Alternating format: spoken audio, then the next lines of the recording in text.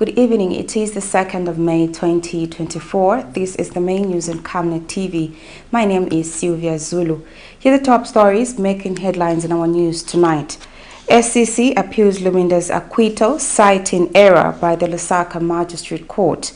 ZESCO commences importation of power. Governance activist cautions President HICHILEMA against the chasing foreign approval at expense of local progress. In international news, U.S. top diplomat urges HAMAS to accept latest ceasefire proposal. And in sports news, CHIPOLOPOLO legend MWEENE praised at MAMELODI SUNDOWNS. I will be back with the details after this. Enjoy the benefits of an instant loan with us ranging from 1,000 kwacha to 750,000 kwacha paid express once collateral is viewed, valued and verified. Call us on 0763 595 359 or 0779 432 993. Classified Financial Express, here as your financial friend.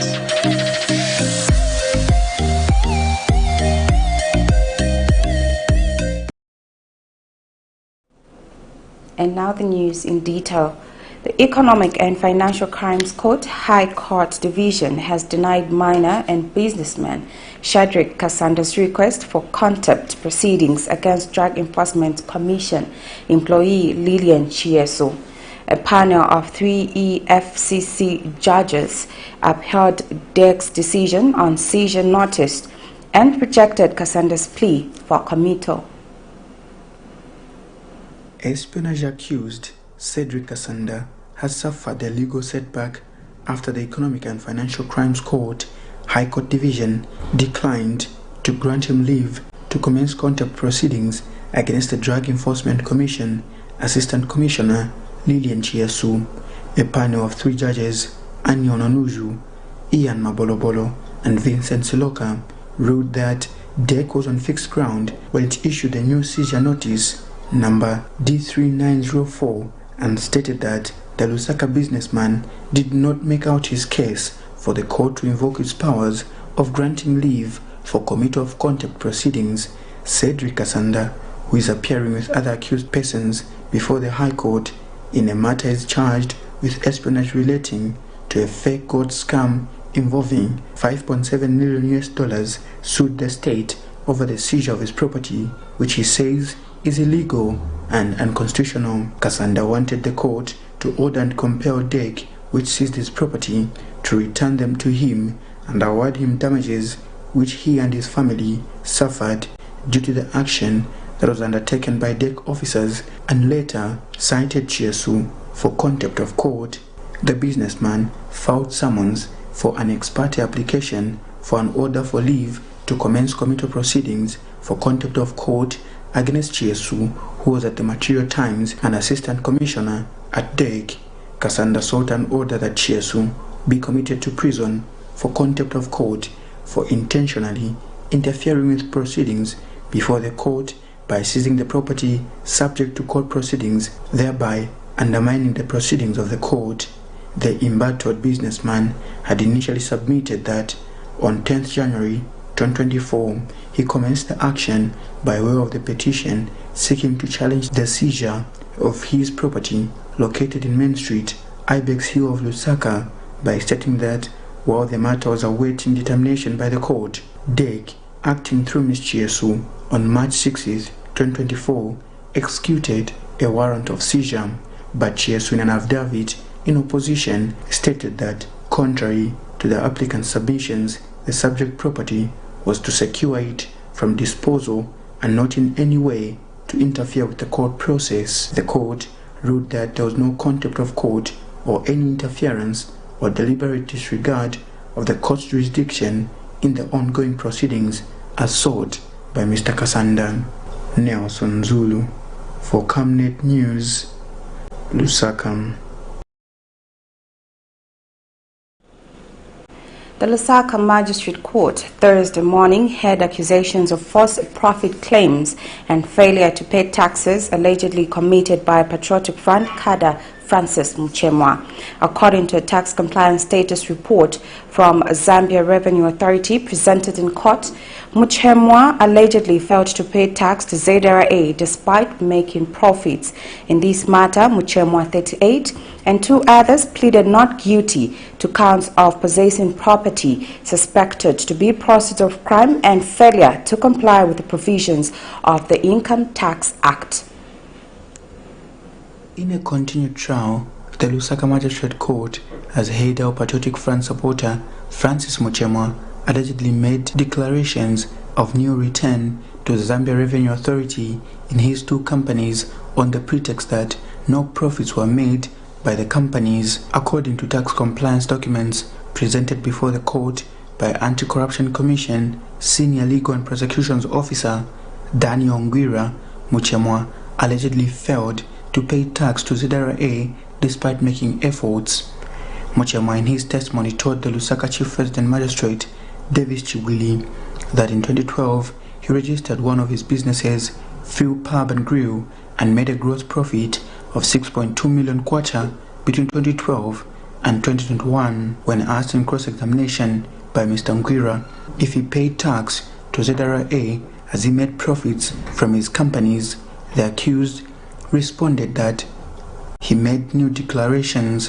When further asked if the income of his 2 companies, Altitude Properties Limited and Fruitech Network Company Limited, came from legitimate dealings, he responded in the affirmative. Mr. Muchemwa also told the court that out of the 15,000 kwacha nominal capital, he managed to make 10.1 million kwacha within 2 years as gross profit, but declared new returns at ZRA but could not provide documentation to back his testimony. In this matter, Francis Muchemwa, 38, and 2 others pleaded not guilty to counts of possessing property deemed to be proceeds of crime and failure to comply with the provisions of the Income Tax Act contrary to Section 991 as read with Section 98 of the Income Tax Act Chapter 323 of the laws of Zambia. All 3 accused persons are facing corruption charges worth over 12 million kwacha. The PF cadre, popularly known as Commander 2, also told court that at the time he was operating as a security officer at ZESCO, he did not relinquish his position as vice chairperson for the Intercity PF branch but was active at Intercity 2. Muchemwa also told the court that at the time he was operating as a cross-border trader, he did not possess any passport. When asked by Prosecutor Ngwira what means the accused used when entering or exiting the border, the accused responded that he was not using the borders. Trial in this matter continues on the 8th and 9th of May 2024. Nelson Zulu for Camnet News, Lusaka.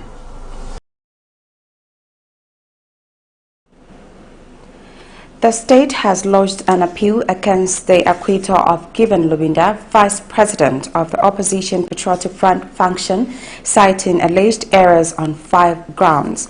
Director of Public Prosecutions Gilbert Peary contends that the trial court incorrectly ruled that the prosecution failed to sufficiently prove the charges against Lubinda. This appeal comes after the Lusaka Magistrate Court cleared the former Justice Minister of all 4 counts of corrupt property possession due to the prosecution's inability to substantiate the case. Thursday, 18th April 2024, was a day filled with emotions for the Lubinda family and Opposition Patriotic Front as the Lusaka Magistrate Court made the landmark decision to acquit the former Justice Minister on all 4 counts of corruption-related charges. In passing judgment, the court ruled that the properties acquired by Mr. Lubinda were not proceeds of crime, but legally acquired. In his judgment, Lusaka Magistrate Sanford Ngobola stated that the funds received by the then accused in his dollar account, which the state alleged were proceeds of crime, were instead in respect of a loan facility which his company Hive Investment entered into with Quindao Ranch and Cotton Company. The court determined that sufficient evidence was not presented in all 4 counts to make the suspicion reasonable. As such, the prosecution failed to discharge the burden of providing the ingredients of the offense for the balance of probabilities and found Mr. Lubinda not guilty. However, in the latest development, the state has made attempts to overturn the smile in Mr. Lubinda's camp, as it has expressed dissatisfaction with the judgment by appealing before the court through the Director of Public Prosecution, Gilbert Piri. In a notice of appeal served before the Lusaka Magistrate Court, the DPP submits that the trial court erred in law when it found that the prosecution did not prove the ingredients of the offense on a balance of probability when it acquitted Mr. Lubinda. On the 5 grounds of appeal submitted, the DPP indicates that the trial court erred in law when it found that the monies received by Mr. Lubinda in his dollar account were not process of crime in light of the evidence on record, and erred in law when the court concluded that Mr. Lubinda gave a credible explanation regarding the funds in his dollar account. The DPP also advances that the trial court erred in law when it held that $50,000 paid to Kingsland City as part payment towards the purchase of a landed property was not tenanted property, and it proved that the prosecution's evidence did not prove reasonable suspicion. Before his acquittal, Mr. Lubinda was accused that on March 3, 2018, received $50,000 from China African Cotton Limited and $100,000 from Kwendao Ranching Cotton Industrial Company Limited, property deemed to have been proceeds of crime, allegations which Mr. Lubinda denied, just like at the time of his arrest on Monday, March 21st, 2022. Dollars in your account is right. So we'll have to go and prove this in court. And I'm happy that it has happened, because all the time I was walking the streets of Lusaka, just thinking people are thinking I'm a thief. Finally, they have given me an opportunity to go and prove in court that I'm clean. This is a good opportunity for me. And I've said before, friends of mine in the Patriotic Front, for them to come for me, you should know that no one is safe. All eyes are set on whether or not the High Court will overturn the subordinate court judgment. Nelson Zulu for Camnet News, Lusaka.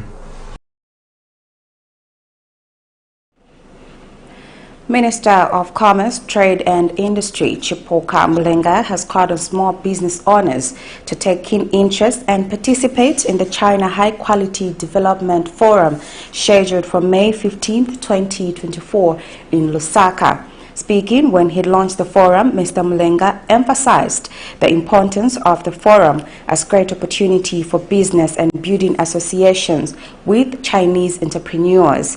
Meanwhile, Chinese ambassador to Zambia, Dung Xiaohao, says the forum has been organized as China and Zambia work to implement the consensus reached by the country's two heads of state.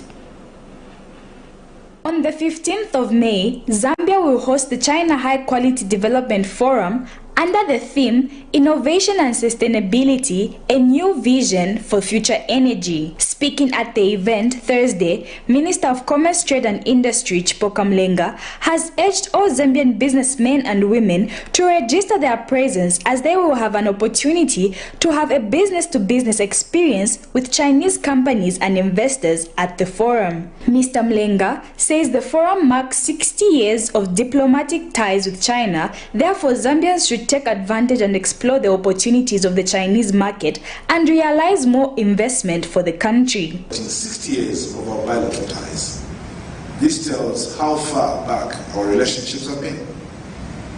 On behalf of my government, Excellency, allow me to say thank you for this, and let us continue to grow our relationships. And as we celebrate our independence as Zambia, we celebrate and commemorate our bilateral relations. Let us have joint preparations to see how we can celebrate these two events, to show that I implore the Zambian business community to respond positively to the soon-to-be-held forum and be a part of. Excellency, lastly but not the least. And Chinese ambassador to Zambia, Dio Jianghu, says the significance of the forum is to convey the message that China's economy will bring immense opportunities to Zambia. He adds that he is confident that the forum will strengthen the partnership between China and Zambia. That China and Zambia have always been and will continue to be partners on the road to development. The bright future of China's economy will bring immense opportunities to China-Zambia cooperation. In 2023, China's GDP surpassed 126 trillion RMB, an increase of 5.2%, making it one of the fastest growing major economies in the world, and once again the largest engine of world economy.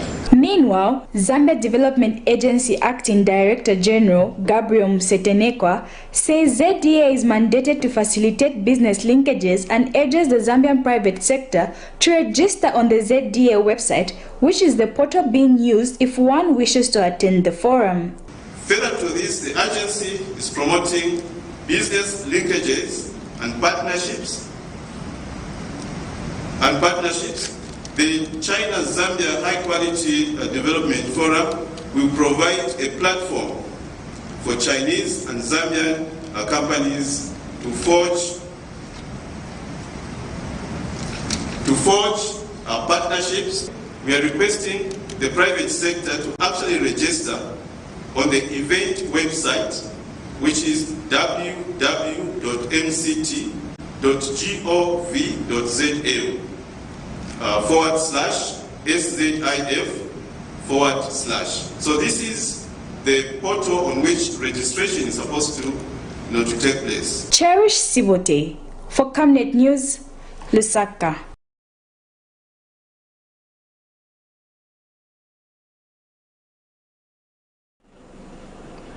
The Zambia Consumers Association, ZESCO, has urged government to implement sustainable short-term measures to cushion the severe impacts of heightened economic challenges such as the high cost of living, increased fuel prices, and hiked electricity tariffs, among other challenges. ZESCO Executive Secretary Juba Sakala says the recent hiked electricity tariffs pose significant threat to the country's economic growth, as it will derail various economic activities, thereby ultimately affecting consumers as they will be unable to meet consumable demands. Mr. Sakala has described the hike as shocking, especially amidst the current power deficit the country is experiencing. He adds that it is inconveniencing for consumers to buy power at an increased price while not fully utilizing it owing to load shedding. Increment of ZESCO tariffs has come more like a surprise. We did not expect it. We know, we heard about it, I think 2 or 3 months ago, that they are yet to increase. But we also issued a statement about it, telling them that can you defer this to next year when the power supply in Zambia stabilizes due to the climate change. And we also looked at other issues that consumers will start looking for other sources of energy. So if you increase now, you increase the burden, because right now people have shifted their mind trying to look for other sources of energy, like trying to get the solar panel, trying to get the gas stove, trying to get gensets. Now this thing has come, it's more like a sudden. So we were hoping ZESCO and ERB would adhere to that until the power supply in this country stabilizes. But this has come now, is how do we mitigate this impact? Because there will be so much impact to it. The little power that people have, like right now we don't have power from 6 hours to 14 hours, then the little power that will come will be expensive for them. So you are adding salt to a wound. So this is something that will make the life of the consumer so unbearable, because they're already struggling trying to look for other power source of energy. Then you increase the little power that they have. That is adding salt to the wound. So we do not expect this. We hope government will put in measures to reduce the impact of this.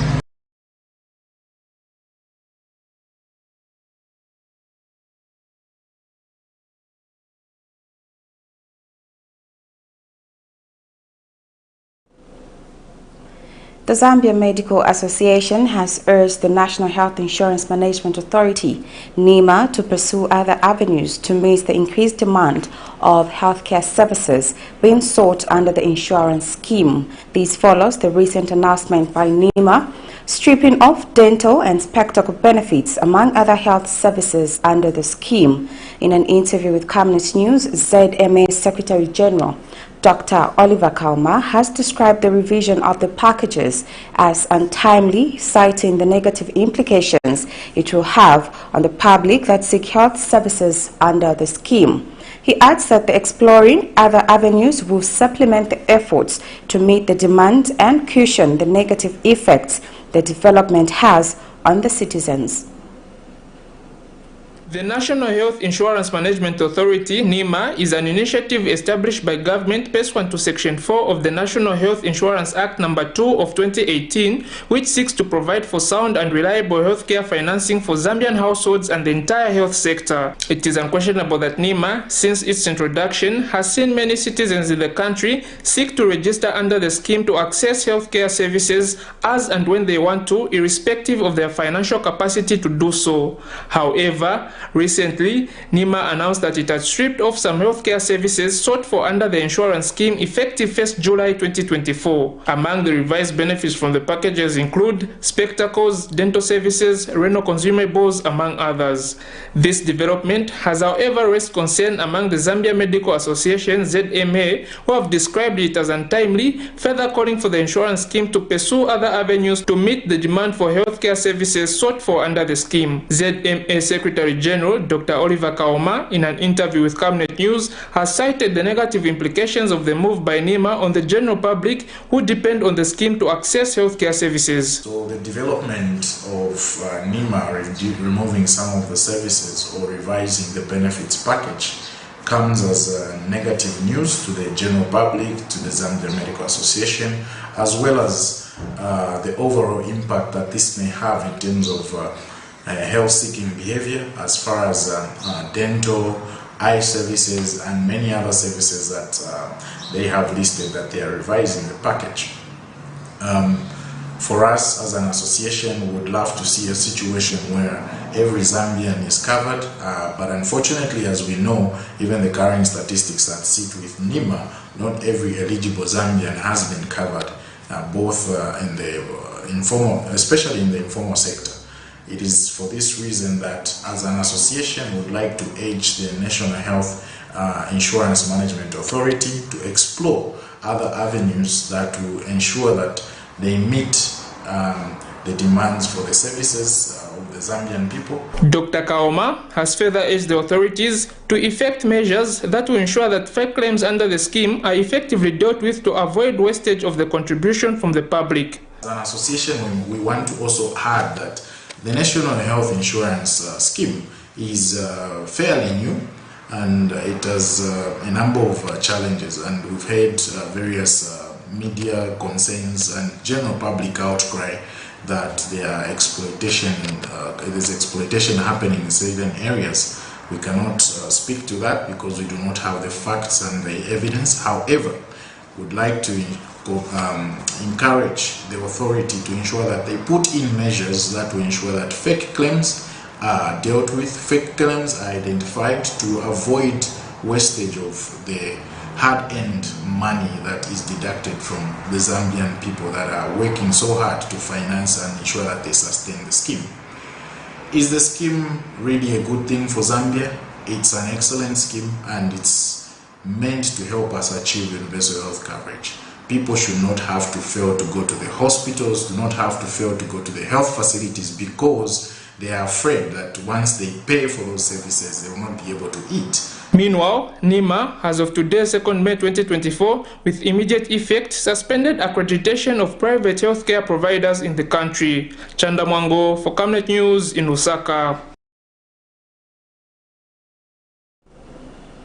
Iteji Member of Parliament Twambo Mutinta has called on the Ministry of Transport and Logistics to urgently repair the Namwala Iteji pontoon before a terrible accident is recorded at the Kafue River.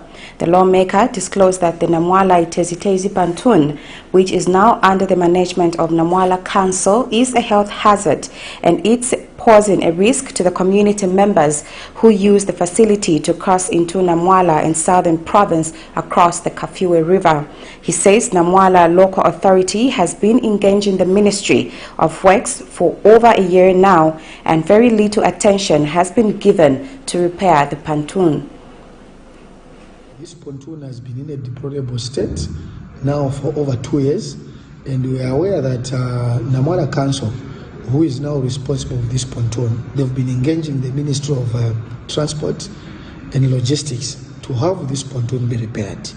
This pontoon is an access point for the people of Itestes to trade with the people of Namwala, and this pontoon is being used by over 5,000 people on a weekly basis who cross into Namwala and others coming into Itestes.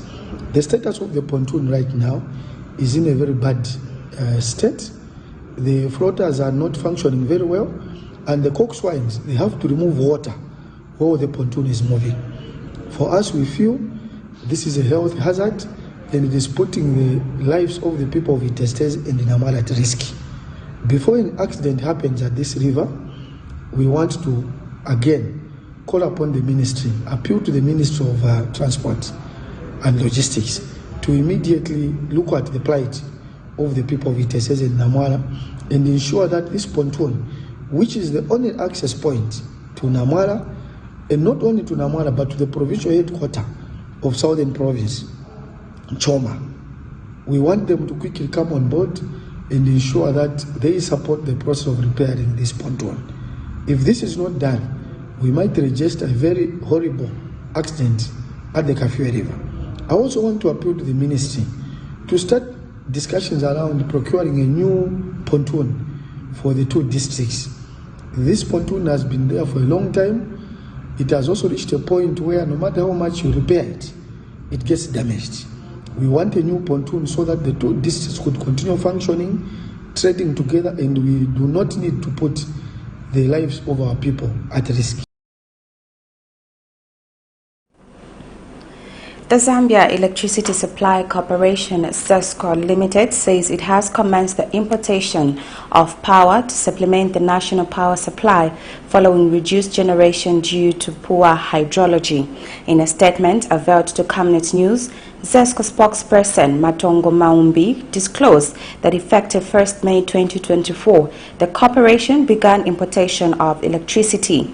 Mr. Maumbi explains that the imported electricity will constitute approximately 20% of the total available power for at least 12 months. He adds that this development will, however, see the power utility company having reduced control over the stability and scheduling of this imported power source. Mr. Maumbi further states that though this move has potential to cause unforeseen disruptions, ZESCO will be on course to ensure that the challenges are effectively mitigated in the shortest possible time.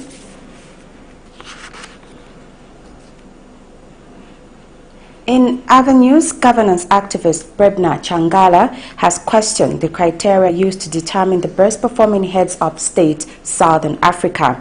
Mr. Changala says the report by Afrometer for the period 2021-2022 was an emphasis stage of the leadership of President HICHILEMA and the UPND administration. Therefore, the period was faultless. Meanwhile, Mr. Changala has praised President HICHILEMA and urged him to commit to the change he promised the country than focusing on foreign media appraisals. According to the 2024 Afrometer report for the period 2021 to 2022, Zambia ranked first among 15 Southern African countries as having the highest job performing president.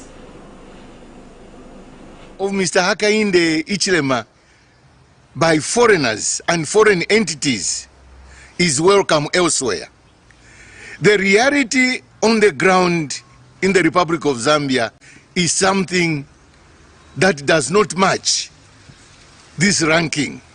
If anything, the ranking is nothing but a sham. If you look at the graph, which rates him at 75%, South Africa, with the strongest institutions and character of democracy, is nowhere on this graph. That is failure number one of this rating. South Africa has got the best independent institutions that guard and protect democracy. In Zambia, we have the weakest and abused institutions by the executive, and democracy is nowhere nearer. This is a country, a constitutional democracy, where Inspector General of Police can go on a podium and ban civil liberties, freedom of assembly, freedom of association, and indeed the right to communicate on any platform. And yet the president is celebrated elsewhere without the full input of the aggrieved, the citizens who elected this foreign appreciated agent. A Lusaka-based health expert has called on government to increase sensitization around sexual reproductive health rights services in the country. Sexual Reproductive Health Rights Service Dr. Teddy Mulenga says SRHR should be incorporated in healthcare services to enlighten community on the various sexual rights one is entitled to. Dr. Mulenga observed that many have little knowledge over these rights. Introducing sexual reproductive health in the schools. But what we saw was that that's a very well-meant program, but there was a lot of resistance from the religious groups. That's one.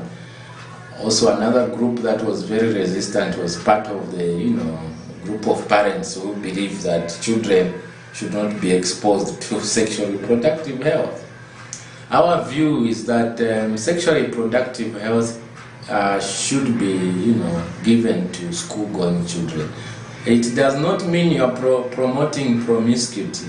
It only means that you package the messages according to the age, because sometimes adults believe they are the only ones who should prevent, pregnancies. But what we know is that even the young people need to be on contraception. So that information is lacking to most people. Talk of abortion. How many of our people know that they have a right to abortion? Some, they think it's illegal, but there are certain conditions which necessitate that you carry out a certain termination. But most people don't know. And so they tend to risk their lives going to traditional healers. Okay? Talk about STI prevention.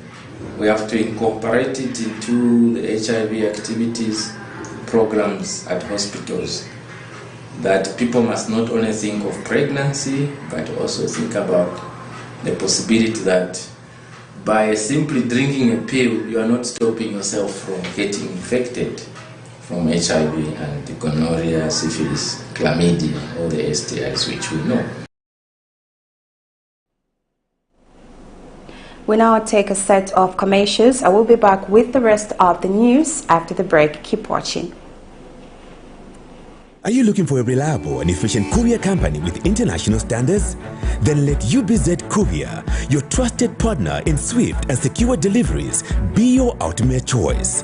Whether it's a small package or a hefty consignment, UBZ Courier handles it all, locally and internationally. Our modern call center ensures personalized attention for every client. For seamless deliveries within Zambia and beyond, trust UBZ Courier. Call us now on +260 763 062 680 or visit us at plot number 15 Mwapona Road, Woodlands, Lusaka, Zambia. UBZ Courier, a world-class brand that can be trusted.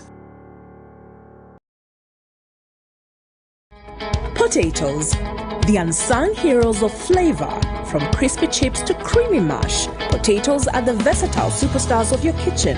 Grown with love by our dedicated workforce drawn from around the community of Palavana. Savenda Farm's commitment is to see to it that we have potatoes that are grown right, healthy, big and tasty.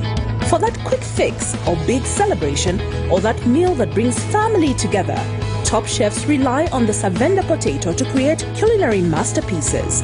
And for others, it's that icebreaker to a delightful conversation. So, embrace the magic of Savenda potatoes. They're not just a side dish, they're the heart and soul of your kitchen. Savenda, save nations, develop Africa.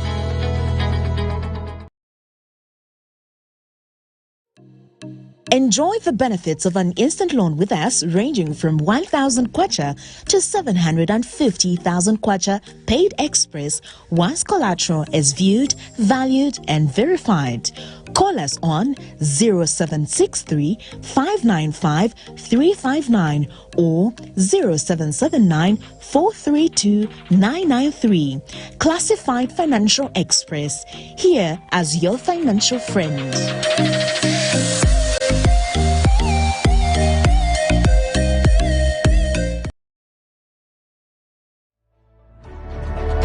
Water is life. Each drop counts and each must be cherished. Our tried and tested product meets all international standards. With our smart drip technology, we aim to deliver precision irrigation designed to reduce blockage and wastage, ensuring a high yield. RenGlow, your smart irrigation partner.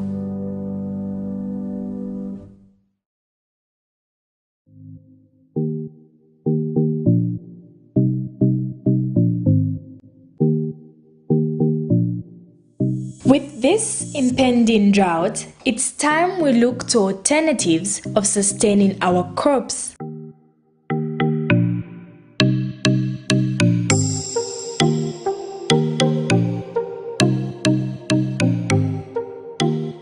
We as ISDP are promoting irrigation and water harvesting as the solution to challenges posed by climate change.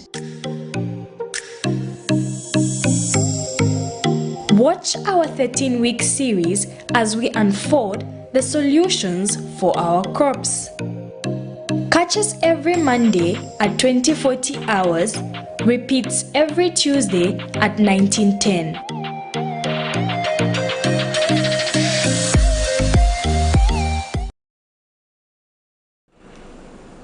Thank you so much for staying with us. And now in international news, U.S. Secretary of State Antony Blinken said on Wednesday that Israel had made very important compromises in ceasefire effort and that it was now up to the Palestinian militant group Hamas to get the deal done. He was speaking after meeting with Israel Prime Minister Benjamin Netanyahu on the last leg of his 7th trip to the region since the war between Israel and Hamas erupted last October. Talks in Egypt appear to be stirring with disagreements over Hamas' demand that a ceasefire include an end to the war and full withdrawal of all Israeli troops from Gaza. Netanyahu has pledged that Israel will invade the southern city of Rafah, Hamas' last stronghold, with or without a deal. Blinken said Washington remains opposed to the operation until Israel finds a way to protect civilians in the city. Here's a roundup of international news. U.S. Secretary of State Antony Blinken in Israel on Wednesday. It was the last leg of his 7th trip to the region since the war between Israel and Hamas erupted last October. As ceasefire talks between the warring parties appear to be stalling, Blinken said the ball is now in the Palestinian militant group's court.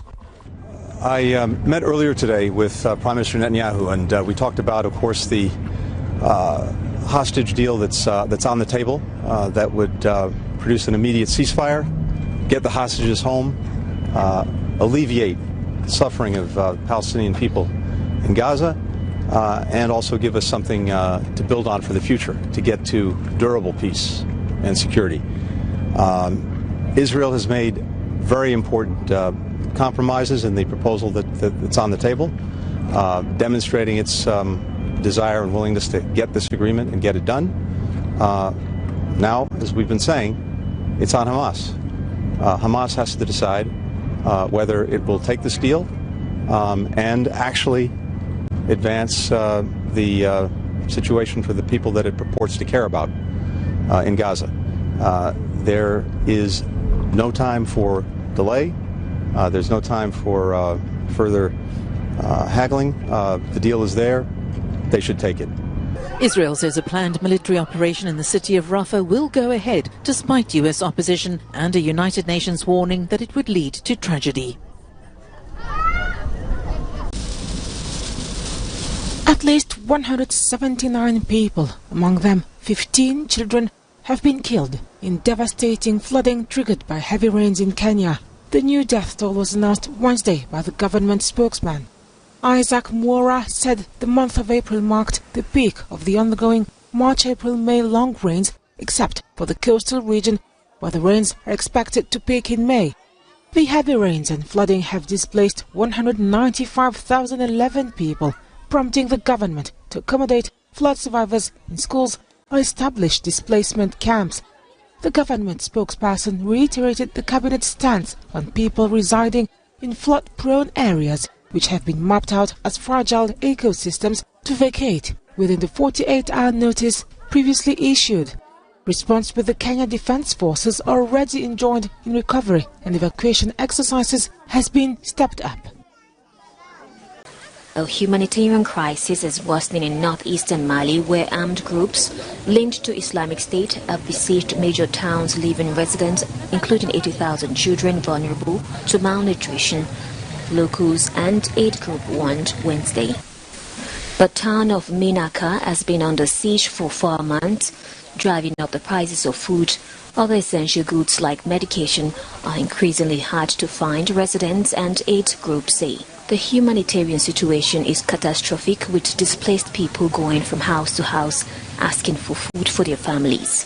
Children are threatened with starvation, according to the deputy mayor of the town of Menaka. Mali, along with its neighbors Burkina Faso and Niger, has for a decade battled an insurgency fought by armed groups, including some allied with Al-Qaeda and the Islamic State group.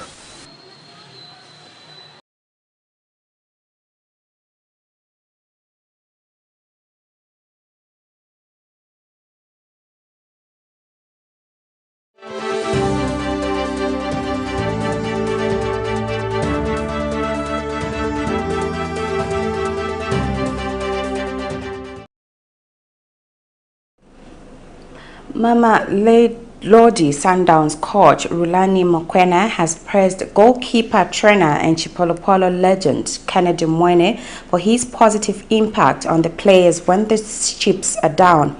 After a 10-year playing career, MWEENE announced his retirement last year in July.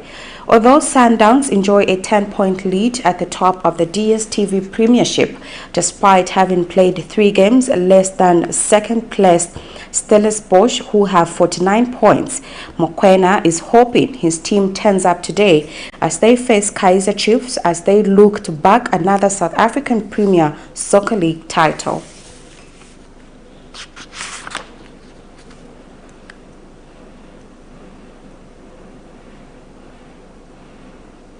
That item wraps up our main news tonight. Here's a recap of the stories making headlines.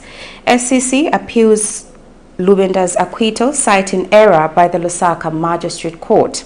ZESCO commenced importation of power.